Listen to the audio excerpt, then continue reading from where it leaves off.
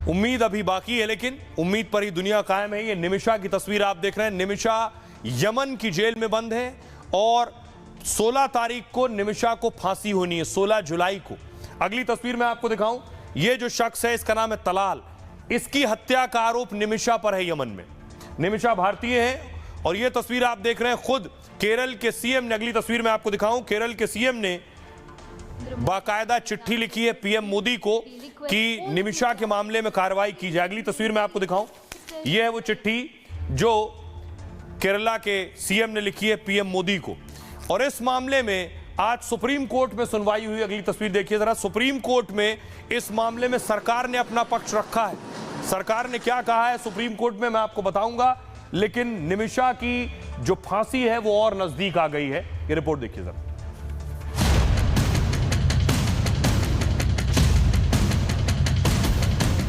क्या निमिषा को फांसी पर लटका दिया जाएगा? क्या निमिषा को बुधवार को फांसी की सजा हो जाएगी? सुप्रीम कोर्ट में आज की सुनवाई के बाद इसके संकेत मिलने लगे हैं। सरकार ने कोर्ट से साफ साफ कहा है कि उसने सारे प्रयास कर लिए हैं, लेकिन यमन की सरकार अपना फैसला बदलने को तैयार नहीं। बावजूद इसके सरकार एक और आखिरी कोशिश करेगी। निमिषा प्रिया का एक्सिक्यूशन डेट ने फिक्स किया है 16 जुलाई। वो पोस्टपोन करने के लिए ऑफिशियली गवर्नमेंट ने रिक्वेस्ट किया है यमनी गवर्नमेंट से। अब देखिए जरा, सरकार ने सुप्रीम कोर्ट में क्या कहा है निमिषा की फांसी रुकवाने को लेकर। आज इसमें सुप्रीम कोर्ट में निमिषा पर सुनवाई हुई और नर्स निमिषा प्रिया मामले में कोर्ट में वकील मौजूद थे। भारत सरकार की ओर से अटॉर्नी जनरल ने पक्ष रखा है।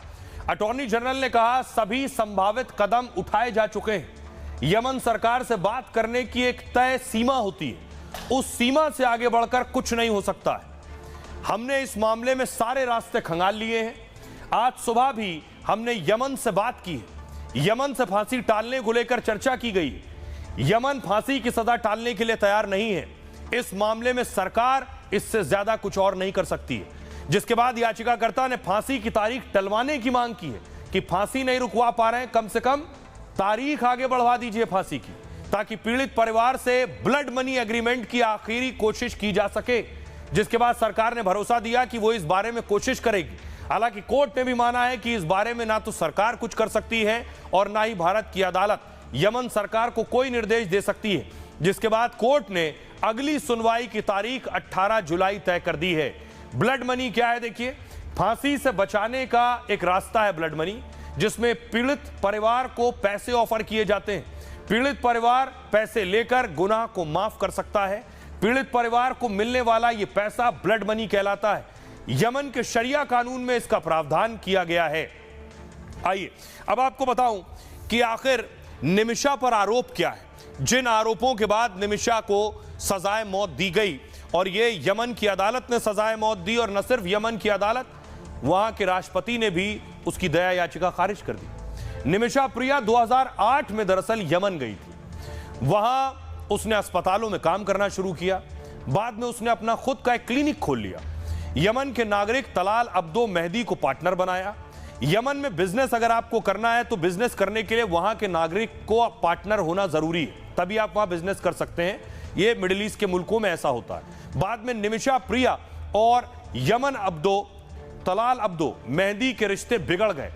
झगड़ा इस हद तक बढ़ गया कि मामला पुलिस में पहुंच गया, जिसके बाद तलाल मेहदी को पुलिस ने गिरफ्तार कर लिया। जेल से छूटने के बाद वो निमिषा को धमकाने लगा। उसने निमिषा प्रिया का पासपोर्ट अपने कब्जे में ले लिया।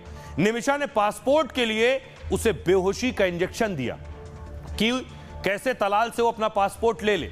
आरोप है कि इंजेक्शन की ओवरडोज ज्यादा हो गई, इतनी कि वो मेहदी की मौत हो गई। खबर यह भी है कि निमिषा ने लाश ठिकाने लगाने की कोशिश भी की। उसके बाद नर्स निमिषा प्रिया ने यमन से भागने की कोशिश की। भागने की कोशिश के दौरान उसे गिरफ्तार कर लिया गया। यमन की निचली अदालत ने उसे सजाए मौत सुनाई, जिसके बाद मामला यमन के सुप्रीम कोर्ट पहुंचा। केस इतना संगीन था कि सुप्रीम कोर्ट से भी राहत नहीं मिली, जिसके बाद परिवार ने यमन की सरकार से माफी की गुहार लगाई। यमन के राष्ट्रपति रशद अल अलीमी ने भी माफी से इनकार कर दिया। निमिषा प्रिया पिछले 8 साल से यमन के केंद्रीय कारागार सना में बंद है। 2016 में विवाद हुआ, 2017 में हत्या हुई और 2020 में सजा सुनाई गई। 2023 में राष्ट्रपति रशद अल अलीमी ने क्षमादान देने से भी इनकार कर दिया। सुनिए जरा क्या कुछ कह रहे हैं सुभाष चंद्रन इस मामले में। सुप्रीम कोर्ट को ये अप्राइज किया है, ये बताया है कि जो स्टेप्स अभी तक इंडियन गवर्नमेंट ने, यूनियन गवर्नमेंट ने इस मामले में लिया है, अभी ले रहे हैं, वो सब सुप्रीम कोर्ट में बताया है। और इसमें एक पॉजिटिव साइन है, लियोनार्ड अटॉर्नी जनरल ने ये बताया है कि इंडियन गवर्नमेंट ने ऑफिशियली ये डेट ऑफ एग्जीक्यूशन है, अभी इसमें निमिषा प्रिया का एग्जीक्यूशन डेट ने फिक्स किया है 16 जुलाई, वो पोस्टपोन करने के लिए ऑफिशियली गवर्नमेंट ने रिक्वेस्ट किया है यमनी गवर्नमेंट से। फिर वो कंसिडर करेंगे, ऐसे एक इन्होंने एक उम्मीद है, लियोनार्ड अटॉर्नी का एक उम्मीद है, वो कंसिडर करेंगे और हमें और टाइम मिलेगा इसमें ब्लड मनी नेगोशिएशन के लिए। और हमने ये बोला है, हमने गवर्नमेंट से सिर्फ हमारा मांग ये है, इस पर नेगोशिएशन के लिए गवर्नमेंट का सपोर्ट चाहिए, हमें कोई पैसे का सपोर्ट नहीं चाहिए। और कोर्ट ने भी एक पॉजिटिव साइन के हिसाब से अभी फ्राइडे के लिए मैटर रखा है। अभी फ्राइडे के अंदर जो हुआ है वो लियोनार्ड अटॉर्नी को कोर्ट को अप्राइज करना है। तो निमिषा को 16 तारीख को फांसी दी जाने वाली है, लेकिन निमिषा अकेले नहीं है। दुनिया के अलग अलग मुल्कों में लगभग 50 से ज्यादा भारतीय कैद हैं जिन्हें सजाए मौत हो चुकी है। ये आप देख रहे हैं, सऊदी अरब में 12 भारतीय हैं जिन्हें फांसी की सजा हुई है, जेल में है। कुवैत में 3 ऐसे भारतीय हैं जिन्हें फांसी की सजा हुई है।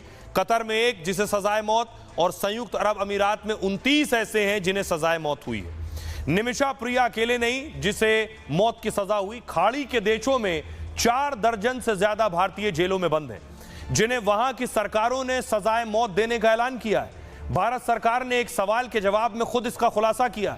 विदेश मंत्रालय के मुताबिक सजाए मौत वाले 54 भारतीय हैं, इनमें से ज्यादातर यूएई यानी संयुक्त अरब अमीरात में हैं, और भारत सरकार अपने स्तर पर कोशिशें कर रही है कि इन्हें छुड़ाया जा सके।